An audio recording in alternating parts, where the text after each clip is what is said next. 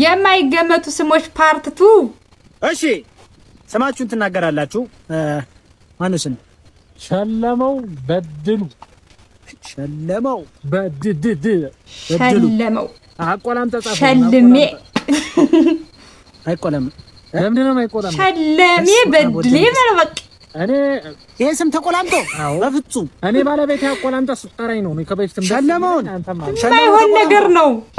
አይ ለነገሩ ትመስላለህ። ሸለመው ሸልሜ ሸልማ ለማት ነው በቃ ነውረኛ ጭራሽ ነውር ደግሞ ስም ሆኖ መጣ።